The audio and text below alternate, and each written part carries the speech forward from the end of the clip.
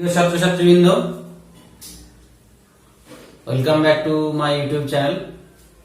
তোমরা আশা করি সকলে ভালো আছো। দেখো, আজকে আবারও তোমাদের সামনে আরেকটা ভিডিও নিয়ে আমি হাজির হয়েছি। তো আজকে আমরা খুব একটা সাধারণ জিনিস জানবো, যে জিনিসগুলো অনেক আগে থেকেই আমরা দেখেছি, সেই জিনিসগুলোকে একটু বিস্তারিত জানবো। তো চলো, আমরা দিনের বেলায় যে আলো পাই, সে আলোটা কোথা থেকে আসে? সূর্য থেকে। এবার এই সূর্য থেকে যে আলোটা আসে, সেই আলোটা কালার কি, বর্ণ কি, তোমরা কি জানো? তোমাদের জানারই কথা, সেটা হচ্ছে সাদা, হোয়াইট। এই যে সাদা আলোটা সূর্য থেকে আসছে, এই সাদা আলোটা কিন্তু কোনো মৌলিক বর্ণ নয়, অর্থাৎ এটা হচ্ছে একটা যৌগিক বর্ণ, যৌগিক আলো।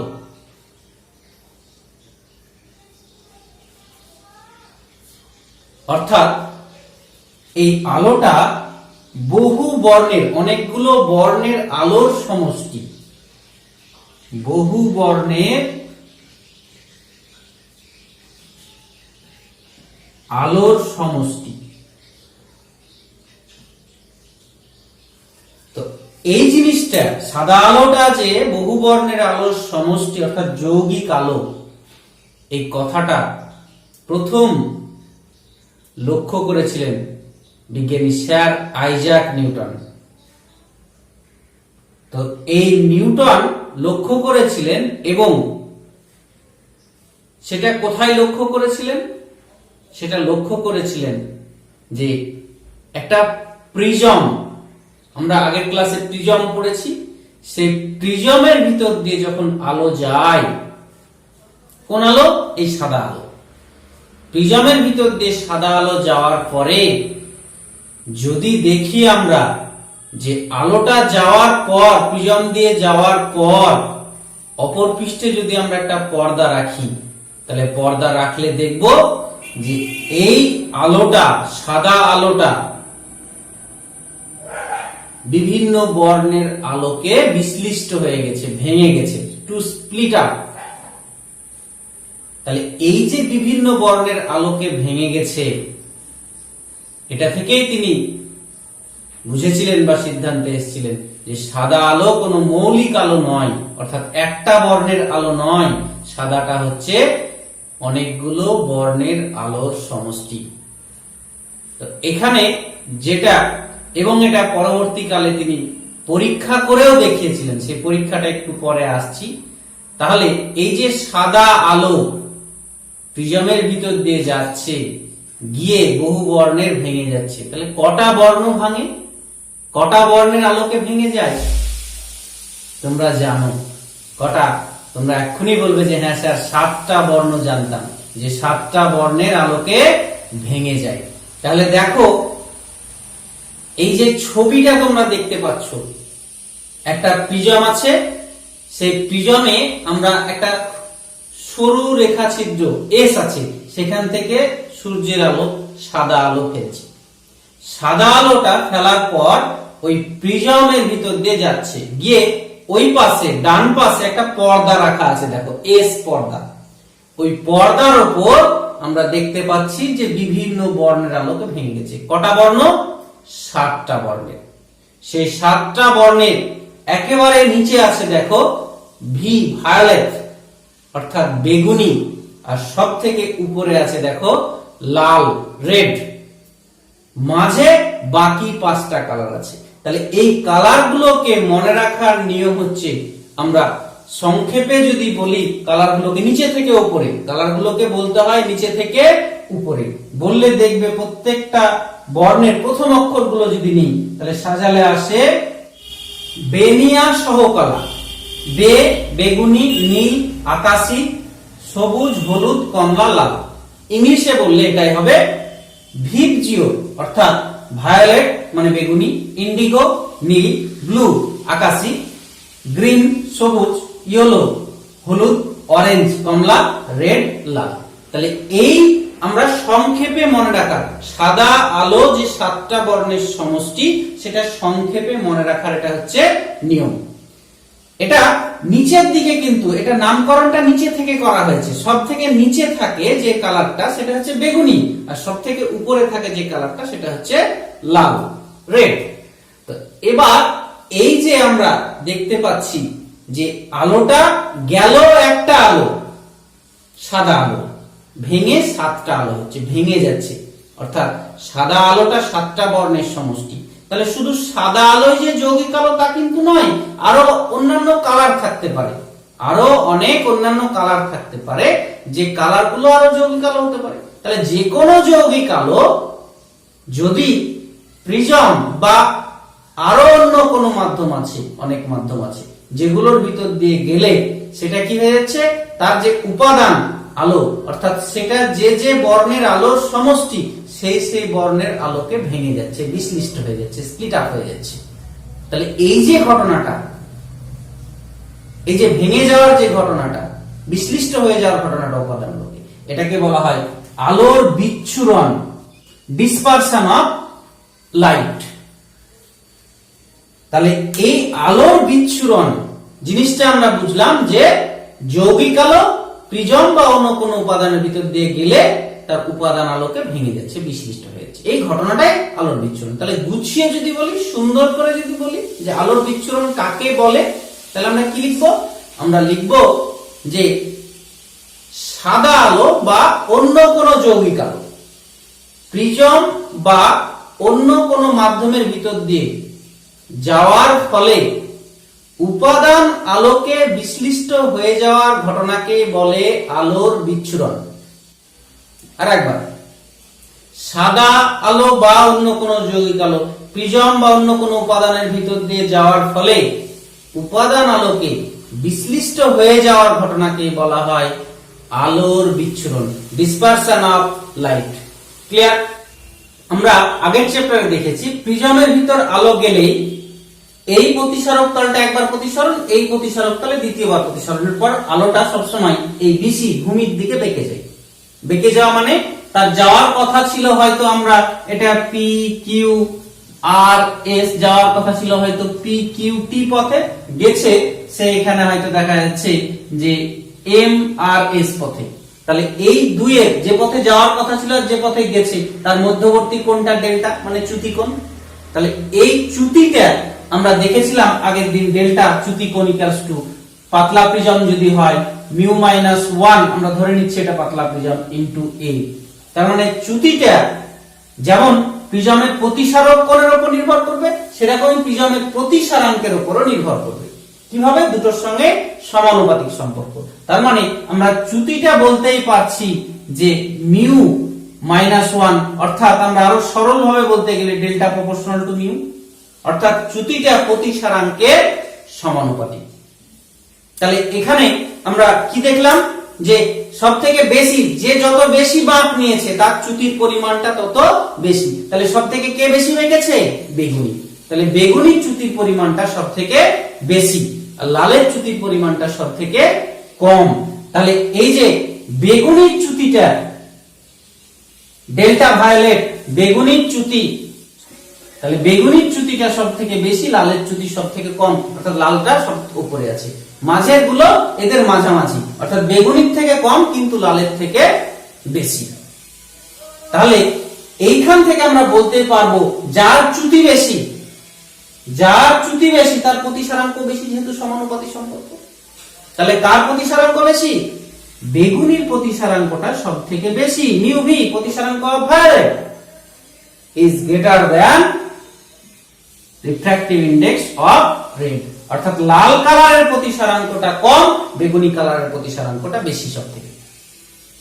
তাহলে যদি বলে যে সাদা আলো কোন বর্ণের, প্রতিসারাঙ্ক সব থেকে বেশি বেগুনির, প্রতিসারাঙ্ক সব থেকে কম, বাকি মাঝামাঝি গুলো যেগুলো আছে সেগুলো এদের মাঝে, অর্থাৎ বেগুনির থেকে কম হবে, লালের থেকে বেশি হবে। আমরা বেগুনি বর্ণের চ্যুতিকে ডেল্টা ভি, ভায়োলেট ডেল্টা আর রেড ডেল্টা, অর্থাৎ লাল বর্ণের চ্যুতিকে ডেল্টা। এবার যদি এই দুটোকে যোগ করে 2 দিয়ে ভাগ করি, তার মানে কি গড় করলাম কার? বেগুনি বর্ণের আর লাল বর্ণের। অর্থাৎ কি, সব থেকে বেশি চ্যুতি আর সব থেকে কম চ্যুতি, এই দুটোর গড় বের করছি। গড় করলে দেখা যায় এটা হলুদ বর্ণের সঙ্গে মিশে যায়, হলুদ বর্ণের যা চ্যুতি হয় তার সঙ্গে সমান হয়। তাই হলুদ বর্ণটাকে বলা হয় মধ্যবর্ণ। হলুদ বর্ণটাকে আমরা মধ্যবর্ণ বলি। কথা বুঝতে পারা গেছে? তাহলে আমরা সাদার যে চ্যুতিটা সেটা আমরা হলুদ বর্ণ নিয়ে কাজ করে থাকি অনেক ক্ষেত্রে। তাহলে আমরা কি দেখলাম, যে সাদা আলো যাচ্ছে প্রিজমের ভিতর দিয়ে, 7টা বর্ণের আলো সৃষ্টি করছে। তাহলে আমাদের মনে হতে পারে যে প্রিজম কি তাহলে বর্ণের সৃষ্টি করছে? উত্তর হবে না, প্রিজম কোনো বর্ণের সৃষ্টি করে না। সেটা আমরা পরীক্ষার সাহায্যে দেখিয়ে দিতে পারবো। কিরকম? দেখো, একটা ছবি দেখা যাচ্ছে, এই ছবিটাতে দেখো একটা এস সরু রেখা ছিদ্র আছে, সেখান থেকে আমরা সাদা আলো ফেলেছি। তার উপরে সাদা আলো ফেলেছি প্রিজম পিয়নের উপরে। তাহলে পিয়নের উপরে সাদা আলো ফেলার ফলে কি হচ্ছে, সাদা আলোটা গিয়ে 7টা বর্ণ ভেঙে দিয়েছে। ভেঙে দিয়ে এবার আর একটা সরু রেখা ছিদ্র রেখেছি প্রথম প্রিজমের পরে S1, সেখান দিয়ে আমরা কেবলমাত্র মধ্যবর্ণটাকে পাস করছি। মধ্যবর্ণ মানে হলুদ, ইয়েলো কালারটাকে পাস করছি। সেই কালারটা গিয়ে দ্বিতীয় প্রিজম পিটুর উপরে পড়ছে। তাহলে ওই পিটুর ভিতর দিয়ে যখন যাচ্ছে, তাহলে দেখবো যে পিটুর ভিতর দিয়ে যাওয়ার ফলে আমরা একটা C2 পর্দা রেখেছি। তাহলে সেই C2 পর্দার উপর আমরা একটাই কালার দেখতে পাবো, অর্থাৎ হলুদ কালারটা হলুদই দেখতে পাবো, বাকি আর কালার গুলো দেখতে পাচ্ছি না। তাহলে এ থেকে আমরা সিদ্ধান্তে আসতে পারি যে প্রিজমের ভিতর যদি সাদা আলো যাচ্ছে 7টা হচ্ছে, একটা কালার আলো যাচ্ছে একটাই থাকছে। সুতরাং প্রিজম কোনো বর্ণের সৃষ্টি করে না, প্রিজম কোনো কালারের সৃষ্টি করে না। তাহলে কেন হয়? প্রিজম যদি কালারের সৃষ্টি না করে তাহলে এটা কেন হয় সেটা জানতে গেলে একটু আমাদের প্রতিসারাঙ্ক থেকে, প্রতিসারাঙ্কের যে সংজ্ঞা তরঙ্গ তত্ত্ব অনুযায়ী, সেখান থেকে আমরা কিন্তু এটা জেনে নিতে পারবো। প্রতিসারাঙ্ক থেকে কি জানি, মিউ সমান সমান হচ্ছে C/V, প্রতিসারাঙ্কের সংজ্ঞা অনুযায়ী। আর এক্ষুনি দেখলাম যে mu V greater than mu R, অর্থাৎ বেগুনি বর্ণের প্রতিসারাঙ্কটা সব থেকে বেশি, লালের সব থেকে কম। মাঝের গুলো বেগুনির থেকে কম কিন্তু লালের থেকে বেশি হবে। তাহলে এখান থেকে আমরা বলতেই পারি ভি সমান সমান C/μ, অর্থাৎ C/μ, অর্থাৎ আমরা দেখতে পাচ্ছি যে এখান থেকে যে ভি প্রপোর্শনাল টু কত 1/μ, যেহেতু সি কনস্ট্যান্ট, অর্থাৎ প্রতিসারাঙ্কের সঙ্গে আলোর গতিবেগটা ব্যস্তানুপাতিক, অর্থাৎ প্রতিসারাঙ্কের উপর আলোর বেগ কোন মাধ্যমে নির্ভর করবে। তার মানে যখন প্রিজমের ভিতর দিয়ে যাচ্ছে তখন লাল বর্ণের আলোর বেগ ভিআর সমান সমান হবে C/μr, আর বেগুনি বর্ণের আলোর বেগ ভিভি সমান সমান C/μv। এবার যেহেতু অর্থাৎ বেগুনির প্রতিসারাঙ্কটা বেশি, লালের কম, তাহলে আমরা বলতেই পারবো এটা যেহেতু যে আলোর লালের বেগটা যেহেতু ব্যস্তানুপাতিক সম্পর্ক, তাহলে যার প্রতিসারাঙ্ক বেশি তার আলোর বেগ কম হবে, ব্যস্ত সম্পর্ক হবে। তাহলে লালের বেগটা বেশি হবে, বেগুনির বেগটা কম হবে। অর্থাৎ প্রিজমের ভিতর দিয়ে যখন যাচ্ছে সাদা আলো ঢুকছে, কিন্তু যাওয়ার পরে বিভিন্ন বর্ণের আলোর গতিবেগ কিন্তু আলাদা আলাদা হয়ে যাচ্ছে। লাল বর্ণটা সব থেকে বেশি গতিবেগে যাচ্ছে, বেগুনি বর্ণটা সব থেকে কম গতিবেগে যাচ্ছে, মাঝের গুলো মাঝামাঝি। অর্থাৎ একটা রেস, প্রতিযোগিতা, 7 জনের প্রতিযোগিতা শুরু করেছি আমরা। কি হবে যে ফার্স্ট কে লাল সব আগে ছুটে চলে যাবে, আর বেগুনি সব পিছনে থাকবে, মাঝে বাকি 5 জন থাকবে। তার মানে বের হওয়ার সময় আগা পেছা হয়ে যাচ্ছে। এবং আমরা এটাও জানি যে ভিড়ের মধ্যে ধরো কেউ আস্তে আস্তে চালিয়ে যাচ্ছে, মানুষ তাকে ভিড় দিতে সাইকেল, তাকে কি করবে না, সাইড দিতে চাইবে না, তখন তাকে কি করতে হবে, গা বাঁচিয়ে এদিক ওদিক করে একে বেঁকে রাস্তার ভিতর দিয়ে যেতে হবে। আর কেউ যদি ডেসপারেট, বেপরোয়া ভাবে মোটরসাইকেল নিয়ে ওই ভিড়ের মধ্যে চলে আসলো, হু হু করে জোরে চলে যাচ্ছে, মানুষ ভয়ে তখন সাইড ছেড়ে দেবে, তাহলে সে সোজা বেরিয়ে যেতে পারবে। তার মানে যার বেগ বেশি সে সোজা বেরিয়ে যাবে। তাই লালটা সোজা বেরিয়ে যাচ্ছে, আর চ্যুতিটা কম হচ্ছে। বেগুনির বেগ কম, তাই ওকে এঁকে বেঁকে যেতে হচ্ছে, তাই চ্যুতিটা কি হচ্ছে, বেশি হচ্ছে। তাহলে এবার প্রশ্ন হচ্ছে যে বায়ুতে বা শূন্য মাধ্যমে কেন এটা হয় না, যে কোনো মাধ্যমে হচ্ছে কেন? কারণ হচ্ছে আমরা বায়ুতে বা শূন্যতে এখানে লিখতেই পারবো যে আমরা জানি বায়ু বা শূন্য মাধ্যমের মিউ ভ্যাকুয়াম, মিউ শূন্য মাধ্যমের কত হয় বা এয়ারের ক্ষেত্রে 1 হয়। তাহলে আমরা এখানে লিখতে পারবো ভি সমান সমান c/1। তার মানে লিখতেই পারবো ভি সমান সমান কত, সি। অর্থাৎ যে কোনো বর্ণের আলোর বেগটা কি একই হচ্ছে, যেহেতু মিউ এর মান 1, ভি ইকুয়ালস টু সি, সবাই আলোর বেগে যাচ্ছে। অর্থাৎ বর্ণের উপর এখানে নির্ভর করছে না। অর্থাৎ শূন্য মাধ্যমে বা বায়ু মাধ্যমে সমস্ত বর্ণের আলোগুলো একই বেগে চলে, কেউ এগিয়ে পিছিয়ে যায় না, সবার বেগ একই, তাই আলোর বিচ্ছুরণ হয় না।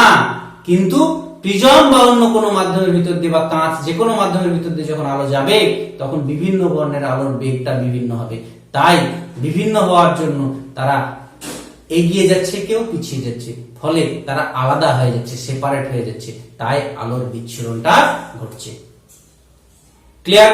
আর যে এই বিচ্ছুরণটা ঘটাতে পারছে তাকে বলা হয় বিচ্ছুরক মাধ্যম, ডিসপারসিভ medium. K ডিসপারসিভ medium? Prism. Prism is the best example of ডিসপারসিভ medium. অন্য কোনগুলো থাকতে পারে, কিন্তু প্রিজমে খুব ভালো দেখা যায়। আর বিচ্ছুরক নয়, যারা বিচ্ছুরণ ঘটাতে পারে না তাদেরকে বলা হয় অবিচ্ছুরক মাধ্যম। কে নন ডিসপারসিভ মিডিয়াম? বায়ু বা শূন্যস্থান।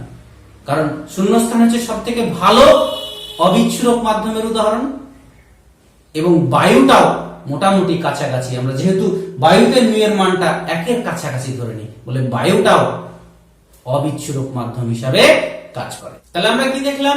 যে সাদা বর্ণের আলো ভেঙে গিয়ে 7টা বর্ণের সৃষ্টি করছে।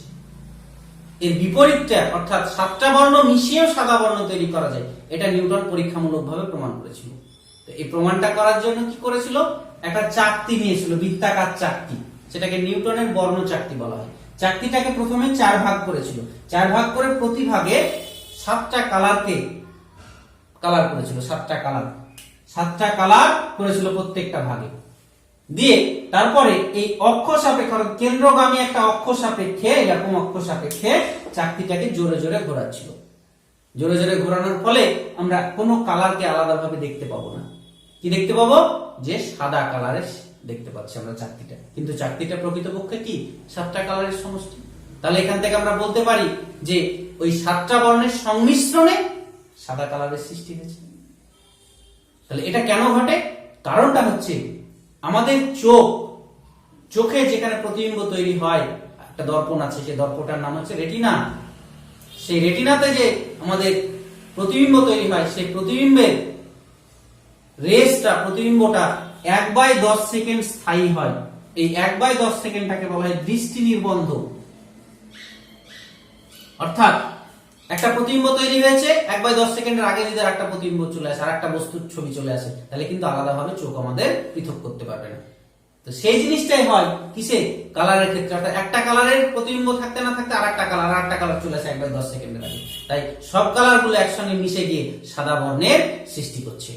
নেক্সট আমরা এই যে সাদা আলো 7টা বর্ণে বিভক্ত হতে দেখলাম আমরা, তাহলে এই 7টা বর্ণ বেগুনি থেকে লাল পর্যন্ত, বেনিয়া সহকলা ভিজিও, তাহলে এই 7টা বর্ণ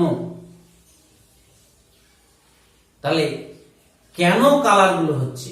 কালারগুলো তাদের আইডেন্টিটিটা কি, তাদের পরিচিতিটা কি, কিসের সাহায্যে আমরা বুঝবো কালারগুলোকে? তো যার সাহায্যে আমরা তাদেরকে পৃথক করি সেটা হচ্ছে তার তরঙ্গ দৈর্ঘ্য, ওয়েভলেন্থ, যেটাকে আমরা ল্যামডা অক্ষর দ্বারা প্রকাশ করে থাকি। তাহলে এই তরঙ্গ দৈর্ঘ্যটা কিন্তু বিভিন্ন বর্ণের আলাদা আলাদা। সেটা যে একক আমরা তরঙ্গ দৈর্ঘ্যের জন্য ব্যবহার করি সেই এককটা হচ্ছে অ্যাংস্ট্রম, দৈর্ঘ্য মাপার একক, ক্ষুদ্রতম একক। 1 অ্যাংস্ট্রম সমান সমান তোমরা জানো 10⁻⁸ সেন্টিমিটার। সেন্টিমিটার থেকে যদি আবার মিটারে যায় তাহলে সেটা হয়ে যাবে 10⁻⁻10, আরো 2 বাড়বে মিটার। তো লাল আলোর তরঙ্গ দৈর্ঘ্যটা সব থেকে বেশি হয়, তরঙ্গ দৈর্ঘ্য lambda R, lambda of red, অর্থাৎ wavelength of red light 8000 angstrom বা তার কাছাকাছি, 8000 এর কাছাকাছি আমরা নিয়ারলি 8000 ধরে নিই। তার মানে এটা কত হলো, 8000 কে অ্যাংস্ট্রমকে যদি আমরা মিটারে নিয়ে যাই তাহলে 8000 ইনটু 10⁻⁻10 মিটার। তার মানে কি হচ্ছে, এটা ইকুয়ালস টু হয়ে যাচ্ছে, আমরা যদি এটাকে 6 এ রাখি তাহলে 4 ঘর সরাতে হবে, তাহলে 0.8 ইনটু 10⁻⁻6 মিটার। আবার -6 মানে আমরা জানি মাইক্রো, তাহলে এটা হয়ে যাচ্ছে 0.8 মাইক্রোমিটার। আর বেগুনি ভায়োলেট, ল্যামডা ভায়োলেট, এটা 4000 এর কাছাকাছি, সামান্য একটু কম হয়, আমরা 4000 এর কাছাকাছি ধরে নিই, তাহলে এটা হচ্ছে 4000 অ্যাংস্ট্রম। তাহলে এটা কত হয়ে যাবে, অনুরূপে এটা হয়ে যাবে 0.4 মাইক্রোমিটার।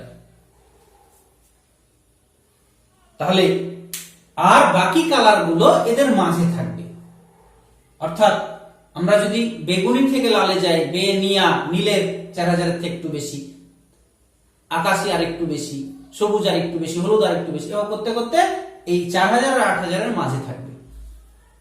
তো হলুদ বর্ণটা ল্যামডা ইয়েলো, এটা 5800 অ্যাংস্ট্রম মতো হয়, বাকিগুলো সব মাঝামাঝি থাকে, আমাদের অত মনে রাখার দরকার নেই। এই দুটো কিন্তু আমাদের অবশ্যই মনে রাখতে হবে। সবসময় আমরা দুটো প্রান্তিক বর্ণ, দুটো অর্থাৎ যে বর্ণ সৃষ্টি করছে সেই প্রান্তে যে বর্ণ দুটো আছে, প্রান্তিক বর্ণ বেগুনি আর লাল, সেই বেগুনি আর লালটাকে আমরা কিন্তু মনে রাখতে হবে। তাহলে আমরা এর বাইরে আরো বিভিন্ন বিকিরণ করে সাদা আলো থেকে, আরো অনেক আলো বিকিরিত হয় আমাদের এগুলোতে, যেগুলোর ক্ষেত্রে আমরা কিন্তু আমাদের চোখ সেগুলোকে ধরতে পারে না। স্রষ্টা আমাদের চোখকে এমন ভাবে সৃষ্টি করেছে যে এই রেঞ্জটা, অর্থাৎ 4000 অ্যাংস্ট্রম থেকে 8000 অ্যাংস্ট্রম, এই পাল্লার আলোটা 4000 অ্যাংস্ট্রম থেকে 8000 অ্যাংস্ট্রম, এটাই আমাদের চোখে দেখতে পাই, আমাদের চোখে দর্শনের অনুভূতি জায়গায়। অর্থাৎ 4000 এর কম হলে দেখতে পাবো না, 8000 এর বেশি হলে আমরা দেখতে পাবো না।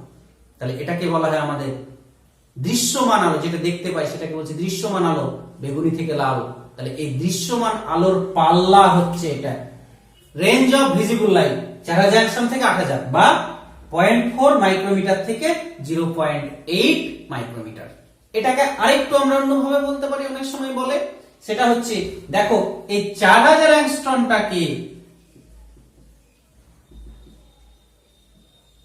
4000 ইনটু 10⁻⁻, আমরা 10 মিটার, তাহলে এটাকে লিখতে পারি 400 ইনটু 10⁻⁹ মিটার। তার মানে এটা হয়ে যাচ্ছে, আমরা 1 কমিয়েছি, এটা 1 কমে গেল, একটা শূন্য বাদ দিয়েছি, আর এই 10⁻⁹ মিটার এটাকে বলা হয় 1 ন্যানোমিটার, এনএম। তার মানে এটা হয়ে যাচ্ছে 400 ন্যানোমিটার। ন্যানোমিটার, অ্যাংস্ট্রম যেমন একটা দৈর্ঘ্য মাপার একক, ন্যানোমিটার একটা একক। এবার অ্যাংস্ট্রম যেমন দৈর্ঘ্য মাপার একটা ছোট একক, আরো একটা একক আছে ছোট একক, সেটা ন্যানোমিটার। আমরা এটাকে এনএম দ্বারা প্রকাশ করে থাকি ন্যানোমিটারটাকে। তাহলে 4000 অ্যাংস্ট্রমকে আমরা 4000 ইনটু 10⁻10 মিটার যেমন লিখেছিলাম এখানে, সেই রকমই। এবার এটাকে 4000টাকে 400 লিখছি, 10টাকে 1 কমিয়ে দিলাম, -9। এবার 1 ন্যানোমিটার মানে হয় 10⁻⁹ মিটার, তাহলে এটা 9টা বাদ দিয়ে দিলে 400 ন্যানোমিটার। তাহলে এই 4000 অ্যাংস্ট্রমটাকে আমরা 400 ন্যানোমিটার বলতে পারি, আর 8000 অ্যাংস্ট্রমটাকে 800 ন্যানোমিটার বলতে পারি। তাহলে এটা যে কোনো একটা কারণে বলতে পারি দৃশ্যমান আলোর পাল্লা কত, এমসিকিউ দিয়ে দিল, তখন অ্যাংস্ট্রমে বলতে পারে, মাইক্রোমিটারে বলতে পারে, ন্যানোমিটারে, যেটা বলবে আমরা তখন সেটা চুজ করতে পারবো, পিক আপ করতে পারবো। ক্লিয়ার? এবারে দেখো আমরা একটা এ প্রতিসারক কোণ বিশিষ্ট পাতলা প্রিজম নিয়েছি, যার উপাদানের প্রতিসারাঙ্ক হচ্ছে মিউ। তাহলে আমরা জানি যে ওই প্রিজমের ভিতর দিয়ে যদি একটা আলো যায়, তাহলে তার চ্যুতি কোণ ডেল্টা সমান সমান মিউ মাইনাস 1 ইনটু এ। এবার যদি আমরা প্রিজমটার উপর সাদা আলো ফেলি, এই যে পি কিউ সাদা আলো হয়েছে, তাহলে সাদা আলো প্রিজমের ভিতর দিয়ে যাওয়ার পরে কি হবে, সে 7টা বর্ণে বিশ্লিষ্ট হবে। সব নিচে থাকবে ভায়োলেট, বেগুনি, উপরে থাকবে রেড, লাল। তাহলে এই যে প্রত্যেকটা বর্ণের জন্য চ্যুতি আলাদা হবে, তাহলে আমরা যদি, এবং এই চ্যুতিটা আলাদা হবে কারণ হচ্ছে যে এদের প্রত্যেকটা বর্ণের প্রতিসারাঙ্ক আলাদা আলাদা হয়। যদি আমরা ধরে নিই যে লাল বর্ণের প্রতিসারাঙ্ক মিউ আর, বেগুনি বর্ণের প্রতিসারাঙ্ক মিউ ভি, তাহলে লাল বর্ণের চ্যুতি কত? আমরা এখানে সমীকরণ অনুযায়ী delta V equals to mu V minus 1 into A, এই সমীকরণ 1 নম্বর সমীকরণ অনুযায়ী। আবার লাল বর্ণের চ্যুতি কত হবে? ডেল্টা আর সমান সমান মিউ আর মাইনাস 1 ইনটু এ, 1 নম্বর সমীকরণ অনুযায়ী। তাহলে এবার আমরা যদি জানি এবং দেখতেই পাচ্ছি ছবি অনুযায়ী যে বেগুনের চ্যুতিটা সব থেকে বেশি হয়, লালের চ্যুতিটা সব থেকে কম হয়। তাহলে কতটা বেশি হলো, বেগুনের চ্যুতিটা কতটা বেশি হলো লালের থেকে? তাহলে এটা করতে গেলে কি করব? আমরা বিয়োগ করব। তাহলে বিয়োগ যদি করি, বেগুনি বর্ণের চ্যুতি থেকে লাল বর্ণের চ্যুতি বিয়োগ করছি, তাহলে mu V minus 1 into A minus mu R minus 1 into A, তাহলে এ যদি কমন নিয়ে নিই তাহলে mu V minus mu R into এ, 1 1 কেটে যাবে। তাহলে এই যে চ্যুতির আমরা বিয়োগ করলাম, অন্তরফল করলাম কার কার? লাল বর্ণ আর বেগুনি বর্ণ। বেগুনি বর্ণ লাল বর্ণের চ্যুতির অন্তরফল, এই অন্তরফলকে বলছি আমরা কৌণিক বিচ্ছুরণ, অ্যাঙ্গুলার ডিসপারশন। ক্লিয়ার? তাহলে আমরা কি জানলাম? এটা কৌণিক বিচ্ছুরণ। তাহলে আমরা কৌণিক বিচ্ছুরণের, অ্যাঙ্গুলার ডিসপারশনের সংজ্ঞাটা গুছিয়ে কি বলবো? প্রতিসরণের ফলে কোন মাধ্যমে আলোক রশ্মির যে চ্যুতি ঘটে তাদের অন্তরফলকে ওই বর্ণের দুটি কৌণিক বিচ্ছুরণ বলে। তাহলে আমরা এখানে বেগুনি আর লাল করলাম, শুধু যে বেগুনি আর লাল হবে তাকে না, যে কোনো দুটি বর্ণের সেটাকে কৌণিক বিচ্ছুরণ বলতে পারি। আমরা সর্বাধিক কৌণিক বিচ্ছুরণ ঘটবে বেগুনি আর লালের জন্য।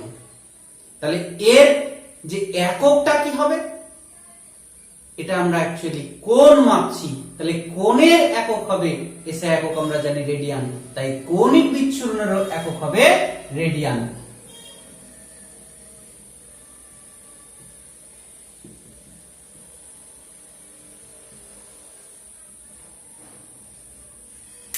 তাহলে কৌণিক বিচ্ছুরণেরও একক হবে রেডিয়ান।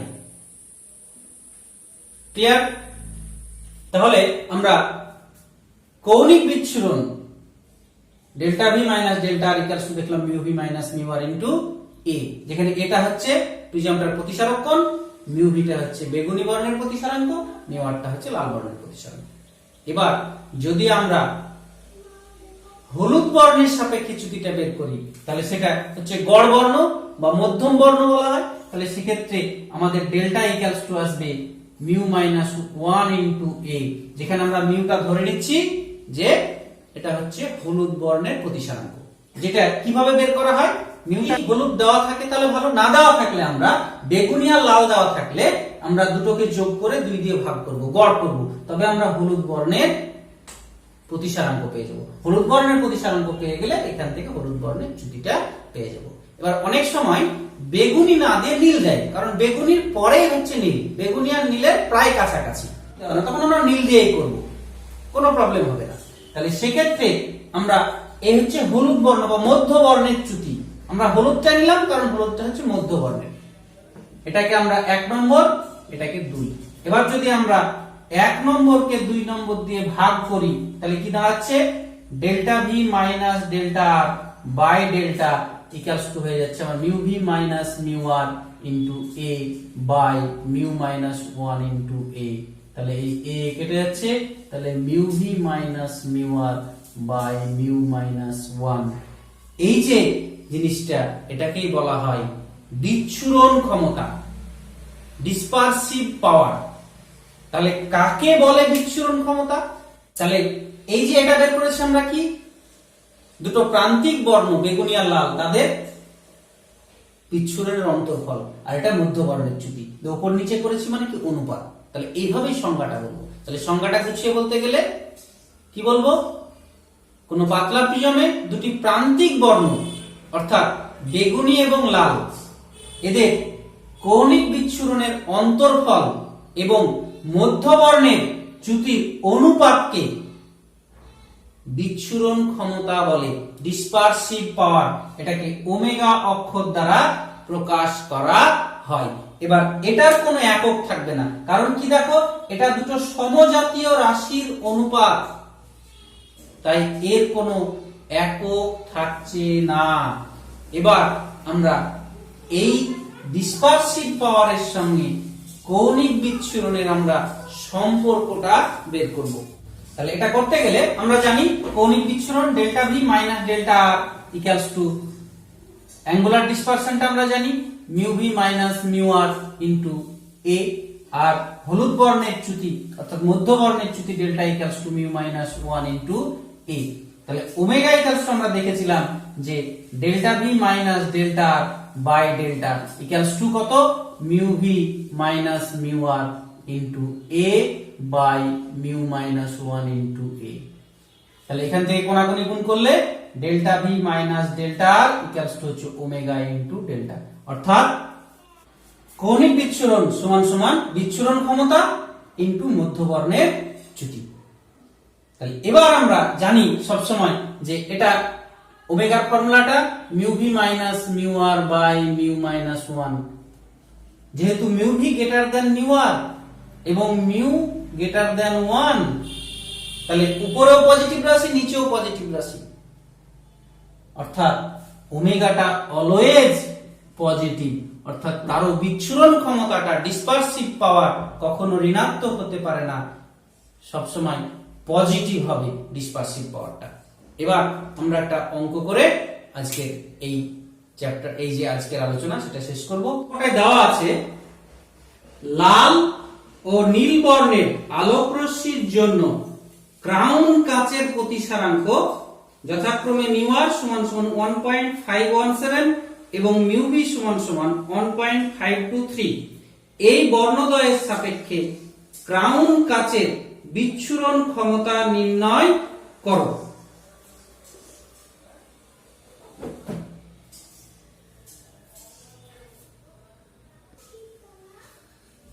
তাহলে এখানে কি দেওয়া আছে, মিউ বি অর্থাৎ নীল বর্ণের প্রতিসারাঙ্ক আর লাল বর্ণের প্রতিসারাঙ্ক দেওয়া নাই হলুদ, তাহলে হলুদ বর্ণের আমরা মধ্য বর্ণের বের করে নিচ্ছি দুটো গড় করে। তাহলে এটা আসবে 1.520, তাহলে এই দুটো যোগ করে 2 দিয়ে ভাগ করছি 1.520। অতএব বিচ্ছুরণ ক্ষমতা কত হবে, আমরা জানি ওমেগা ইকুয়ালস টু মিউ, এখানে বেগুনি না দিয়ে নীল দিয়েছে, আমরা কি বলেছিলাম বেগুনি আর নীল কাছাকাছি, তাই অসুবিধা নাই। তাহলে এটা আমরা কৌণিক বিচ্ছুরণটা mu V minus mu R by mu minus 1 করব। তাহলে এটা যদি বসিয়ে দিই তাহলে 1.523 মাইনাস 1.517 বাই 1.520 মাইনাস 1, এটা করলে এটা আসে 0.0115। তাহলে এই হচ্ছে আমার এই বিচ্ছুরণ ক্ষমতা মান। এইভাবে আমরা এই চ্যাপ্টারের অঙ্কগুলো করব। এই টাইপেরই ম্যাক্সিমাম অঙ্ক আছে, বেশি নাই, 8-10টা অঙ্ক আছে, সেগুলো তোমরা আশা করি করে নিতে পারবে। তো আজকের আলোচনা এই পর্যন্ত। আমার আলোচনা কেমন লাগছে তোমরা অবশ্যই কমেন্ট বক্সে জানাবে। যদি ভালো লাগে তাহলে অবশ্যই আমার চ্যানেলটা সাবস্ক্রাইব করবে। সুস্থ থাকো, ভালো থাকো, আবার পরের ক্লাসে তোমাদের সঙ্গে